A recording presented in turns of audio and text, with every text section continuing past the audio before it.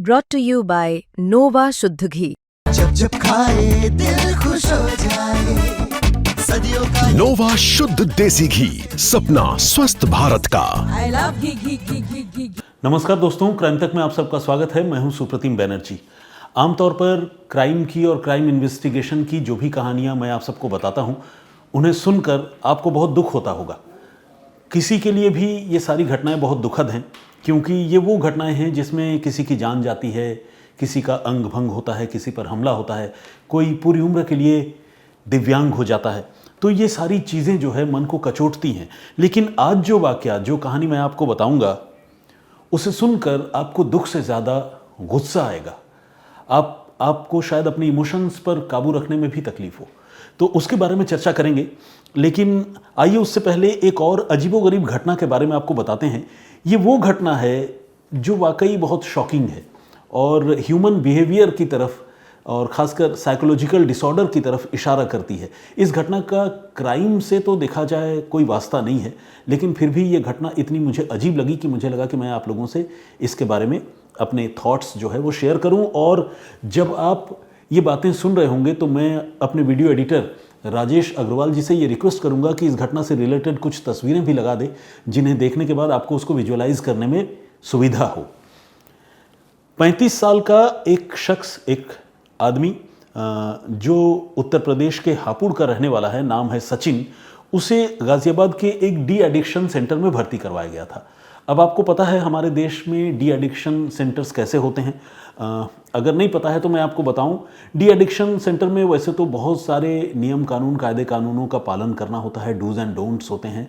लेकिन मैं किसी पर्टिकुलर एडिक्शन सेंटर के बारे में बात नहीं कर रहा हूं, लेकिन इन जनरल मैंने ये देखा है while working as a crime reporter कि ज़्यादातर डी एडिक्शन सेंटर जेलों की तरह काम करते हैं, जिसमें जो लोग वहाँ इलाज के लिए या डी एडिक्शन के लिए आते हैं उनके साथ अमानवीय बर्ताव होता है, मारपीट होती है, उनको बांध कर रखा जाता है, सलाखों के पीछे रखा जाता है, खाना कम दिया जाता है। और यहाँ तक कि जिस डी एडिक्शन सेंटर में इलाज के लिए लोगों को लाया जाता है, उसी डी एडिक्शन सेंटर में नशे की सारी चीज़ें भी उपलब्ध होती हैं। तो ये एक फैक्ट है ओवरऑल। पुलिस के अधिकारियों से अगर आप बात करेंगे तो आपको इसके बारे में खबर मिलेगी, या जो इस फील्ड में काम करने वाले लोग हैं वो आपको बताएंगे। बहरहाल, इन सारी चीज़ों से अलग गाजियाबाद के एक डी एडिक्शन सेंटर में सचिन नाम के इस शख्स को कुछ रोज़ पहले लाया गया और इसको नशे की लत थी, तो नशा छुड़ाने की जिम्मेदारी डी एडिक्शन सेंटर के लोगों को दी गई।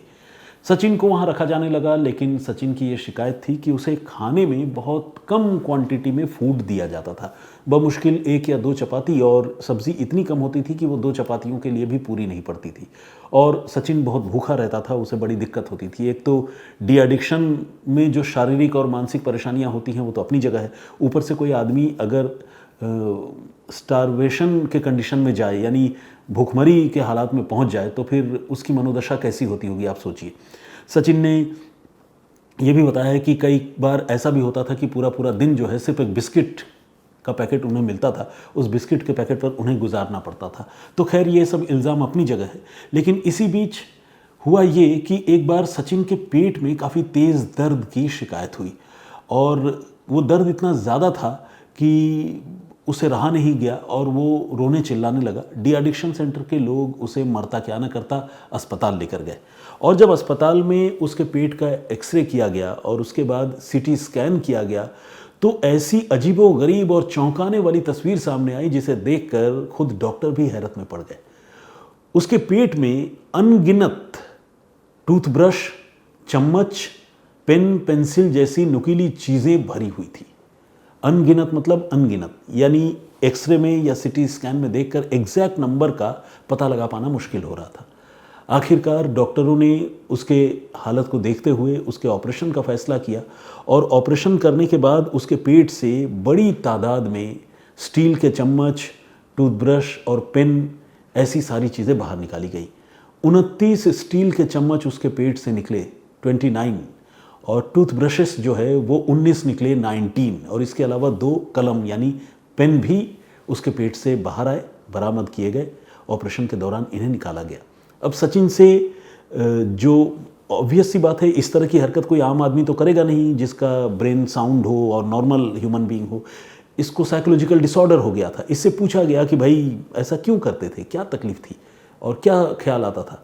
तो इसने कहा कि हमें डी एडिक्शन सेंटर में खाना नहीं मिलता था और मुझे भूख लगती थी और मुझसे रहा नहीं जाता था। तो फिर मैंने जो चीज़ें मुझे वहाँ मिली, मैंने उन्हीं छोटी मोटी चीज़ों को खाना शुरू कर दिया। शुरुआत एक दिन हुई जब स्टील का एक चम्मच वो बर्तन के ढेर में से उठा कर ले गया, वॉशरूम में गया, उस चम्मच को उसने तोड़ा और 2 टुकड़े कर कर उस चम्मच को अपने हलक से नीचे उसने उतार लिया। और इसके बाद ये एक रूटीन अफेयर बन गया। वो हर रोज़ 1-2 चम्मच खाने लग गया और टूथब्रश खाने लग गया। जब जब उसे भूख लगती कभी वो पेन खा लेता और ये सिलसिला जो है लंबे समय से चल रहा था। उसे तकलीफ़ तो होती थी लेकिन इतना एक्यूट पेन, इतना बहुत ज़्यादा पेन पहले नहीं हुआ। लेकिन अब जब बहुत तेज़ उसे पेट में दर्द हुआ तो फिर उसने रोना चिल्लाना शुरू किया और उसके बाद उसे इलाज के लिए लाया गया और अब जो भी है सबके सामने है। तो ये अपने आप में कितनी अजीब बात है कि किसी इंसान के पेट से स्टील के चम्मच, टूथब्रश और पेन जैसी नुकीली चीज़ें बरामद हो और वो आदमी महीना दर महीना इन चीज़ों को खाता रहे। तो सोचकर भी अजीब लगता है। मतलब शरीर के अंदर कोई भी फॉरेन बॉडी, चाहे वो एक बटन भी अगर कोई इंसान निगल ले तो उसकी कैफियत बड़ी अजीब सी होती होगी कि भाई ये पेट में क्या चला गया। लेकिन सोचिए कैसे कैसे लोग या कैसी मानसिक बीमारी भी कई बार लोगों की होती है कि वो अपने इस तरह के चाहतों पर काबू नहीं पा सकते और वो ख़तरनाक काम करते हैं जो उनके लिए बहुत डेंजरस और नुकसानदेह हो सकता है। तो खैर ये एक छोटा सा इंसिडेंट था जिसके बारे में मैंने आपको बताया। अब आइए उस वाक़ये, उस कहानी के बारे में बताते हैं जिसे सुनकर शायद आपको दुख से ज़्यादा गुस्सा हो। ये मामला दिल्ली का है। दिल्ली में एयरफोर्स हेडक्वार्टर की तरफ से एक कंप्लेंट कुछ रोज़ पहले दिल्ली के वसंत कुंज पुलिस स्टेशन में भेजी गई। कंप्लेंट भेजने वाला जो शख्स है वो एयरफोर्स का ही एक सीनियर ऑफिसर है और उन्होंने इस कंप्लेंट में ये बताया कि एक ऑर्गेनाइजेशन है वसंत कुंज में, जिस ऑर्गेनाइजेशन का नाम है श्री श्री जगतगुरु शंकराचार्य महास्थानम दक्षिण मान्य श्री शारदा पीठम। ये एक मैनेजमेंट इंस्टीट्यूट है और इसका जो चांसलर है, इसका जो चीफ है, उसका नाम है चैतन्यानंद सरस्वती। ये आदमी वहाँ पढ़ने वाली लड़कियों का यौन शोषण कर रहा है, उन्हें ब्लैकमेल कर रहा है। अब ये इल्ज़ाम अपने आप में बहुत भयानक था। बेसिकली जो एयरफोर्स के ऑफिसर हैं उन्होंने ये कंप्लेंट सीधे पुलिस को नहीं भेजी थी, बल्कि ये जो इंस्टीट्यूट है, इस इंस्टीट्यूट के और जो सीनियर अधिकारी हैं, चलाने वाले लोग हैं, मैनेजमेंट है, उनको भेजी थी और भेजकर बताया था कि आपके चांसलर पर इस तरह का संगीन इल्ज़ाम है, आप इस मामले को प्लीज़ देखिए। तो ये जो ऑर्गेनाइजेशन है, श्री पीठम कहते हैं उसे शॉर्ट फॉर्म में, श्री पीठम ने उन एयरफोर्स के ऑफिसर को तुरंत जवाब दिया कि वो इस मामले की जांच कर रहे हैं और उन्हें बहुत सारी ऐसी इंक्रिमिनेटिंग चीज़ें और सबूत हाथ लगे हैं जिसमें चैतन्यानंद सरस्वती नाम के उस आदमी पर जो इल्ज़ाम है वो इल्ज़ाम सही लगते हैं और वो इसके लिए FIR भी दर्ज करा रहे हैं। फिर इसके बाद उन्होंने वसंत कुंज थाने में इस सिलसिले में FIR दर्ज करवाई और वसंत कुंज पुलिस ने जब इस मामले की तफ्तीश शुरू की तब तक वो चैतन्यानंद सरस्वती रफू चक्कर हो चुका था। बिल्कुल किसी भी बाबा की तरह दिखने वाला रूप, भगवा कपड़े, रुद्राक्ष की माला, त्रिपुंड ललाट पर बना हुआ, सिर के बाल जो है वो मुड़वाए हुए, देखने से कोई साधु सन्यासी की तरह लगने वाला ये आदमी वहाँ का चांसलर था। और आपको जानकर हैरानी होगी कि वहाँ की कम से कम 30 लड़कियों ने इस चांसलर के खिलाफ पुलिस को अपने बयान दिए और 30 में से 17 से 18 लड़कियां ऐसी थी जिन्होंने ये बताया कि इस आदमी ने उनके साथ बदतमीज़ी की, उन्हें छेड़छाड़ उनके साथ की, उनका मोलेस्टेशन किया और उनका यौन शोषण भी करने की कोशिश की। ये अपने आप में कितनी दहलाने वाली और कितनी दुखद बात है। आप सोचिए, किसी संस्थान का मुखिया जब ऐसा करता है तो उस संस्थान में पढ़ने वाली लड़कियां कितनी इनसिक्योर फील करती होंगी। लेकिन आखिर यह आदमी ये काम कैसे कर रहा था और इसके काम करने का मतलब लड़कियों के साथ यौन शोषण करने का की जो मोडस ऑपरेंडी है वो क्या थी। जब आप वो जानेंगे तब आपको समझ में आएगा कि ऐसे लोग जो थोड़ा सा पावर पा जाते हैं, हासिल कर लेते हैं, वो कैसे अपने आप को सारे कायदे कानूनों से ऊपर समझने लगते हैं। तो मोडस ऑपरेंडी की शुरुआत सबसे पहले आपको बताऊं इस आदमी की वो करतूत जो बहुत ही शॉकिंग है। इस आदमी ने कथित तौर पर वहाँ जो लड़कियाँ रहती हैं उन लड़कियों के हॉस्टल के कमरों में सीक्रेट कैमरे फिट करवा दिए थे। अब आप सोचिए, किसी लड़की के लिए उसकी प्राइवेसी, उसकी निजता कितनी बड़ी चीज़ है। वो किसी कमरे में रह रही है अपने हिसाब से, कभी चेंज कर रही है, कभी कुछ। आदमी अपने हिसाब से जीता है बंद कमरे में। अब वहाँ किसी किसी ने सीक्रेट कैमरा लगा दिया हो, तो आप सोचिए कि उस कैमरे में कैसी तस्वीरें कैद होती होंगी। ये जो आदमी है चैतन्यानंद, ये उन तस्वीरों को वहाँ से रिट्रीव कर देखा करता था और इन लड़कियों को एक एक करके अपने पास बुलाता था, तस्वीरें दिखाकर उन्हें ब्लैकमेल करता था और उन्हें गलत तरीके से छूता था और उनके साथ यौन उत्पीड़न करता था। ये उसकी एक मोडस ऑपरेंडी थी।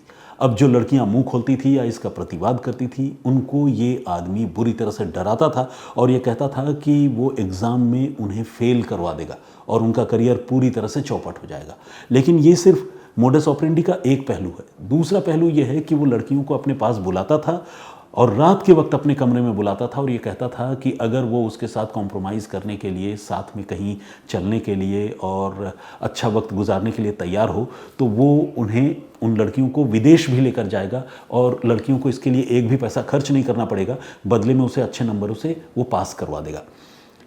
हैरत की बात यह है कि यह आदमी जो है वो EWS कोटे से आने वाली लड़कियों को ही टारगेट करता था। EWS कोटा मतलब इकोनॉमिकली वीकर सेक्शन, जो आर्थिक रूप से कमज़ोर वर्ग की लड़कियां हैं, जिनके माता पिता के पास ज़्यादा पैसे नहीं है, मेरिटोरियस है, पढ़ने लिखने में तेज़ हैं, तो EWS कोटे से उन्हें इंस्टीट्यूट में दाखिला मिलता है। अब ऐसी लड़कियां जिनके पास संसाधन और रुपए पैसे कम हैं, जिनके माता पिता के पास, वो इस बाबा का सॉफ्ट टारगेट होती थी, क्योंकि वो ये जानता था कि अगर वो ऐसी लड़कियों को एक्सप्लॉयट करेगा तो इन लड़कियों में इतनी हिम्मत या करेज नहीं होगी कि वो बड़े अफसरों तक, पुलिस तक जाने की हिम्मत करे। यहाँ तक कि माँ बाप भी जो है वो शिकायत लेकर कहीं ऊंची जगह पर जा नहीं पाएंगे। ऐसे में वो EWS कोटे की लड़कियों को ही टारगेट करता था और उनके साथ बदतमीज़ी किया करता था, उनका यौन शोषण किया करता था। अनगिनत आपत्तिजनक व्हाट्सएप मैसेजेस उसने इन लड़कियों को भेजे और भेजने के साथ ही जो है उनके साथ इसने ज़्यादती करने की कोशिश की। हैरत की बात यह है कि उसी हॉस्टल में काम करने वाली एक वार्डन और कुछ एक और महिला कर्मियां इस तरह के गलत धंधे में इस चैतन्यानंद सरस्वती नाम के इस ढपोर शंखी बाबा का साथ देती थी। FIR में इस बात का जिक्र है। ये वो महिलाएं हैं जो खुद महिलाओं की और लड़कियों की दुश्मन हैं। ये महिलाएं क्या करती थी, जब बाबा किसी लड़की को टारगेट करता था और उसका यौन शोषण करने की कोशिश करता था, उन्हें आपत्तिजनक मैसेजेस व्हाट्सएप पर देर रात को भेजा करता था और वो लड़की अगर प्रॉपर रिस्पॉन्ड नहीं करती थी तो बाबा को थोड़ा डर लगता था कि ये लड़की जो है रेसिप्रोकेट नहीं कर रही है, सही तरीके से जवाब नहीं दे रही है। फिर वो घबराता था और इस घबराहट के मारे अपने वार्डन को और दूसरे कर्मचारियों को, जो महिलाएं ही हैं, उनको ये कहता था कि जाकर उस लड़की के कमरे में उस लड़की को मैनिपुलेट करो, उसका ब्रेन वॉश करो और उसका मोबाइल फ़ोन लेकर मैंने उसे जो ऑब्जेक्शनेबल मैसेजेस भेजे हैं उनको व्हाट्सएप से डिलीट कर दो। और ये महिलाएं जाकर उन लड़कियों के साथ यही करती थी। इसीलिए कहते हैं ना कई बार, हालांकि मैं इस बात को एंडोर्स नहीं करता व्यक्तिगत रूप से, उसका समर्थन नहीं करता, लेकिन वो कहावत है ना कि महिलाएं ही महिलाओं की दुश्मन होती है, ये इस बात से पता चलता है। तो खैर ये एक जनरल कमेंट है, इसको मैं सपोर्ट नहीं करता, लेकिन ऐसी बातें मैंने सुनी है और वाकई इसको सुनकर तो लगता है कि भाई जिन महिलाओं को दूसरी लड़कियों का साथ देना चाहिए, उनको प्रोटेक्ट करना चाहिए, वो महिलाएं खुद एक इस तरह के अश्लील बाबा के समर्थन में उसी इंस्टीट्यूट में पढ़ने वाली दूसरी लड़कियों को परेशान कर रही थी। तो ये अपने आप में बहुत अजीब और दुखद बात है। अब तकरीबन 50 से ज़्यादा ऑब्जेक्शनेबल कन्वर्सेशन और चैट इस बाबा के पुलिस के हाथ लग चुके हैं। 17 लड़कियों ने खुद अपने साथ इस बाबा की तरफ से, इस बाबा के द्वारा ज़्यादती करने की बात कही है और उन्होंने मजिस्ट्रेट के सामने अपना बयान रिकॉर्ड किया है, जो एक मजबूत एविडेंस या सबूत माना जाता है। जब इस बाबा के खिलाफ, अभी हम सितंबर में हैं, अगस्त महीने में जब बाबा के खिलाफ वसंत कुंज थाने में FIR दर्ज हुई, उस समय यह आदमी लंदन में था। लेकिन FIR दर्ज होने के बाद जब पुलिस ने उसे ढूंढना शुरू किया और उसके मोबाइल फ़ोन को सर्विलांस पर लगाया, तो एक दिन पता चला कि उसका मोबाइल फ़ोन आगरा में है। दिल्ली पुलिस की टीम जब तक आगरा पहुंचकर उसे उस जगह से दस्तयाब करती, ये आदमी वहां से मोबाइल फ़ोन स्विच ऑफ करके फरार हो गया था। तो फिलहाल इसके खिलाफ अब लुकआउट सर्कुलर जारी हो चुका है ताकि ये भारत छोड़कर कहीं भाग न सके। एयरपोर्ट पर जितनी एजेंसीज़ हैं उनको अलर्ट कर दिया गया है और इसकी तलाश चल रही है। 17 लड़कियों ने जो कहानियाँ, जो बातें बताई हैं, वो रोंगटे खड़े करने वाली हैं। इन लड़कियों का ये कहना है कि ये बाबा उन्हें रात के अंधेरे में अपने कमरे में बुलाया करता था, गलत तरीके से छूता था, कभी बेबी कहकर संबोधित करता था, कभी आई लव यू कहता था, कभी आई अडोर यू कहता था और इस तरह के ऑब्जेक्शनेबल रिमार्क पास करता था जिन्हें सुनकर लड़कियां शर्मसार हो जाती थी और डर जाती थी। आमतौर पर आपको पता है लड़कियां शर्मिली तो होती ही हैं। अब कोई अगर 60-65 साल की उम्र का आदमी जो किसी ऑर्गेनाइजेशन का हेड हो और जिसको सारी लड़कियां बड़ी इज्जत की निगाह से देखती हों, वो आदमी अगर इस तरह के शैतानी रूप में आ जाए और वहीं पढ़ने वाली लड़कियों को डरा धमका कर उनका यौन शोषण करने की कोशिश करे, तो उन लड़कियों के ऊपर क्या गुजरती होगी। और इन लड़कियों ने सालों साल वहाँ पढ़ने वाली अलग अलग, क्योंकि ये आदमी 16 सालों से वहाँ पर है और इन 16 सालों से उसकी तकरीबन यही मोडस ऑपरेंडी रही है। पुरानी कुछ छात्राओं ने भी इस बात की तस्दीक की है और जो नई लड़कियां हैं, जो भुक्तभोगी हैं, उन्होंने तो पुलिस को ये सारी बातें बताई ही हैं। इस आदमी की तलाश में फिलहाल दिल्ली पुलिस ने ऑपरेशन इच्छाधारी नाम का एक अभियान लॉन्च कर दिया है, जिसके तहत उसकी तलाश जारी है, उसे गिरफ्तार किया जाएगा और ढेर सारे सबूत उस आदमी के खिलाफ अब इकट्ठा हो चुके हैं। तो इसका फिलहाल बचना जो है वो नामुमकिन लगता है। बस ये चूहे बिल्ली का खेल है। चैतन्यानंद सरस्वती कब तक भाग सकता है, ये देखने वाली बात होगी। तो ये कहानी है और आपको पता है हमारे देश में ऐसे ठगों और जालसाजों की कोई कमी नहीं है जो धर्मगुरु बन बैठते हैं और सच्चाई और हकीकत कुछ और होती है। उसी कड़ी में अब ये एक नया नाम जुड़ गया है। लेकिन ऐसा नहीं है कि ये आदमी जो है सिर्फ लड़कियों का ही यौन शोषण करता था, ये दूसरे तरीकों से भी जो है कायदे कानून का उल्लंघन करने में बड़ा एक्सपर्ट है। तकरीबन 300 पन्नों की शिकायत जो है खुद श्री श्री शारदा पीठम की ओर से दिल्ली पुलिस को दी गई है। अब एक ऑर्गेनाइजेशन अपने ही सो कॉल्ड चांसलर के खिलाफ अगर इतनी भारी भरकम शिकायत दे रहा है, तो आप समझिए कि उस ऑर्गेनाइजेशन को जब जांच उसने की होगी इंटरनली, तो कितनी आपत्तिजनक बातें इस आदमी के बारे में पता चली होंगी। यह आदमी कितना खतरनाक होगा। तो उन 300 पन्नों के कंप्लेंट के ऊपर पुलिस ने FIR दर्ज कर ली है, जांच चल रही है। 16 से 17 लड़कियों ने मजिस्ट्रेट के सामने बयान दिया है। इसी बीच जब पुलिस ने वसंत कुंज के उस इंस्टीट्यूट पर छापेमारी की जहां ये बाबा चांसलर बना बैठा था, इंस्टीट्यूट का नाम एक बार फिर बताऊं, श्री श्री जगतगुरु शंकराचार्य महास्थानम दक्षिण मान्य श्री शारदा पीठम, यहाँ पर जब छापेमारी की तो इसके बेसमेंट से एक वॉल्वो कार पुलिस के हाथ लगी, चमचमाती हुई महंगी वॉल्वो कार, और उसमें डिप्लोमेटिक नंबर प्लेट लगा हुआ था। एग्जैक्टली डिप्लोमेटिक कहना गलत होगा क्योंकि ये नंबर प्लेट फेक था, लेकिन डिप्लोमेटिक नंबर प्लेट की तरह दिखने वाला नंबर प्लेट था जो आमतौर पर नीले रंग का होता है। दिल्ली में रहने वाले लोग जानते हैं क्योंकि यहाँ दूतावास हैं और यहाँ एम्बसीज़ हैं, तो वहाँ पर जो विदेशी प्रतिनिधि भारत में रहते हैं उनको खास सुविधाएं मिलती हैं, वो डिप्लोमेट्स होते हैं। तो उनकी कारों के नंबर जो है वो आम कारों के रजिस्ट्रेशन नंबर से अलग होते हैं, नीले रंग के नंबर होते हैं और कुछ शॉर्ट फॉर्म में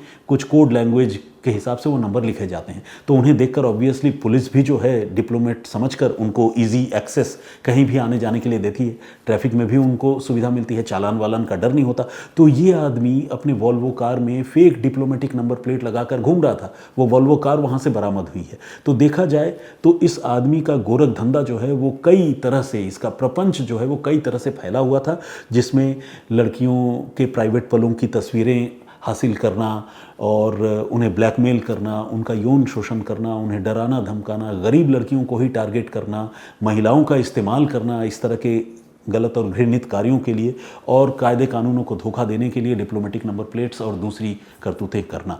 तो जितना इस मामले की तफ्तीश दिल्ली पुलिस कर रही है, उतनी हैरानी भरी जानकारी इस आदमी के बारे में पता चल रही है। यहाँ एक बात मैं इस पेशकश को ख़त्म करने से पहले और बताना चाहता हूँ। आम तौर पर यह देखा गया है कि बहुत सारे ऑर्गेनाइजेशन अपनी साख बचाने के लिए इस तरह के गलत लोगों का साथ भी देते हैं, लेकिन इस केस में मामला बिल्कुल उल्टा है। ये जो ऑर्गेनाइजेशन है श्री श्री जगतगुरु शंकराचार्य महास्थानम, इन्होंने बड़ी सख्त और तीखे लहजे में चैतन्यानंद सरस्वती के खिलाफ कंप्लेन किया है और उन्होंने ये कहा है ऑर्गेनाइजेशन ने कि उन्होंने इस आदमी से अपना संबंध पूरी तरह से तोड़ लिया है और जो भी फाइंडिंग उनके पास है उसके मुताबिक ये आदमी दोषी है और इसके खिलाफ कड़ी कार्रवाई होनी चाहिए। तो ये एक पॉजिटिव एस्पेक्ट इस पूरे मामले का है, जिसमें एक ऑर्गेनाइजेशन ने दोषी आदमी को चिन्हित कर उस पर कार्रवाई करने के लिए खुद अपनी तरफ से कोशिश की है। तो खैर ये थी पूरी बात, पूरी जानकारी। अगर आपका इस पर कुछ अपना पॉइंट ऑफ व्यू है तो प्लीज़ हमें कमेंट करके ज़रूर बताइएगा। जो प्रीवियस स्टोरी मैंने आप लोगों को सुनाई थी उसमें मैंने आपको बताया था कि किस तरह से मध्य प्रदेश के खंडवा में कब्रिस्तान से एक शख्स लाशों को खोदकर, और ख़ासकर लड़कियों और महिलाओं की लाशों को खोदकर बाहर निकालता और उनके साथ जो है ज़्यादती किया करता या लाशों से रेप किया करता था। उसको नेक्रोफीलिया कहते हैं। तो उस तरह की एक अजीब मोडस ऑपरेंडी और हैरानी भरी कहानी मैंने कल आप लोगों को सुनाई थी। आप में से बहुत सारे लोगों ने उस पर कमेंट किया है। आइए कुछ कमेंट्स पढ़ते हैं। चांद खान साहब का कमेंट है, उन्होंने कहा है कि ऐसे इंसान को इंसान कहना गलत होगा। और निवेदिता गुप्ता ने कमेंट किया, उन्होंने कहा कि बड़े दिन बाद आज सही समय से आज कहानी सुन पाई हूँ। विचित्र घटना है, यहाँ लाशें भी सिक्योर नहीं है। बिल्कुल आपका कहना सही है, ये दुनिया वाकई बहुत अजीब है, यहाँ लाशें भी सुरक्षित नहीं है, वरना लाशों से कौन रेप करता। होमी राय ने कमेंट किया है, बहुत बहुत स्वागत, ये हमारे रेगुलर लिसनर हैं, कमेंट भी बीच बीच में करते हैं। सुमित सांगवान चीना के नाम से एक आईडी है, इन्होंने कहा है कि अब स्टोरी बताने में हर दिन निखार आता जा रहा है। उन्होंने मुझे कॉम्प्लीमेंट किया, thank you very much. Ranveer Kuhar ने कमेंट किया है, भाई साहब आजकल आप हमारे कमेंट्स नहीं पढ़ते हैं, रोज़ नया बहाना सुनाते हैं, आपकी ये बात अच्छी नहीं है, ऐसा उन्होंने कहा है। देखिए लेकिन आज इत्तेफाक से आपका कमेंट पढ़ दिया, मेरी आंखों के सामने से ये गुजरा। बहाना तो वो होता है रणवीर जी जब कोई इंसान झूठ बोलता हो। जब मैं यहाँ अपनी स्टोरीज़ और रिसर्च करके तैयारी करके हाजिर हो ही जाता हूँ तो सिर्फ कमेंट पढ़ने से बचने की कोशिश करूं, ऑब्वियसली इसका कोई लॉजिक बनता नहीं। लेकिन कई बार मजबूरी होती है, और वो मजबूरी क्या है, वक्त की कमी, जिसके बारे में मैं आप लोगों को बताता हूं। तो वो बहाना नहीं है, प्लीज़ इसको अदरवाइज़ मत लीजिएगा। बस इसी वजह से ये कन्वर्सेशन का जो सिलसिला है वो कुछ दिनों से रुक सा गया था। अमित ने भी कमेंट किया है, बहुत बहुत स्वागत आपका। इनका ये कहना है कि इस घटना को तंत्र मंत्र से न जोड़े, आप चाहे तो इस घटना को मदरसे से जोड़ सकते हैं। पता नहीं, मतलब मदरसे से जोड़ने का तो मुझे कोई तुक समझ में नहीं आता।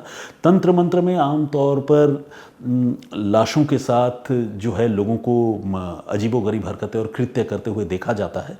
तो इसमें मैंने किसी धर्म विशेष का कोई नाम नहीं लिया और ना मैं लेना चाहता हूँ। कायदे से किसी धर्म का इससे कोई लेना देना भी नहीं है, तो इसीलिए मेरे हिसाब से इसको उस चश्मे से देखने की ज़रूरत भी नहीं है।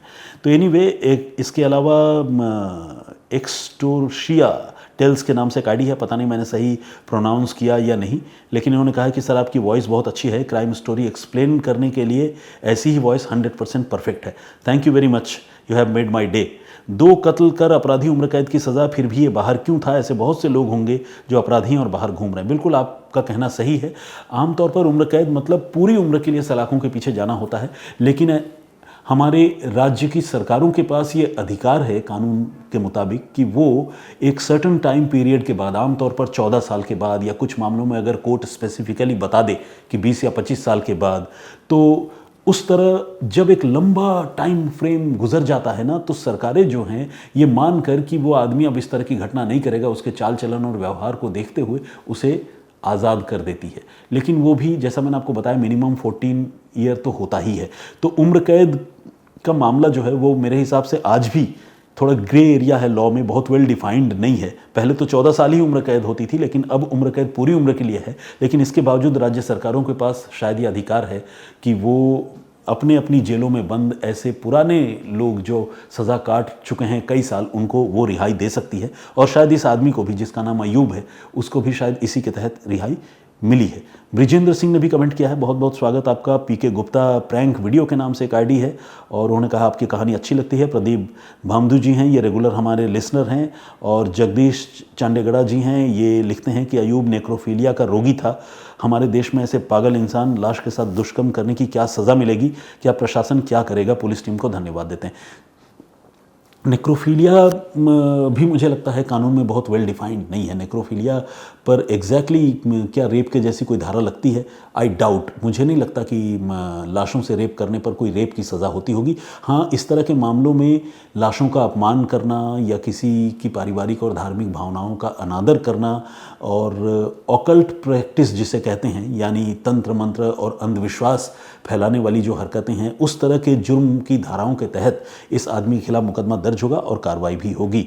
मनोज जी ने भी कमेंट किया है, मनोज मीना ने, बहुत बहुत स्वागत आपका। और उन्होंने बहुत हौसला अफजाई की है। आशापुरा के नाम से एक आईडी हैं, इन्होंने लिखा है love you sir from Assam. Surendra Kumar Bind ने भी कमेंट किया है, बहुत बहुत स्वागत आपका। इन्होंने पूछा है, सर क्या आप लोग नोवा शुद्ध देसी घी का इस्तेमाल करते हैं? असल में ये जो हमारा वीडियो ऑन एयर होता है उससे पहले नोवा देसी घी का ऐड आता है, तो बहुत से लोग ये पूछ रहे हैं कि वो देसी घी हम खुद इस्तेमाल करते हैं या नहीं।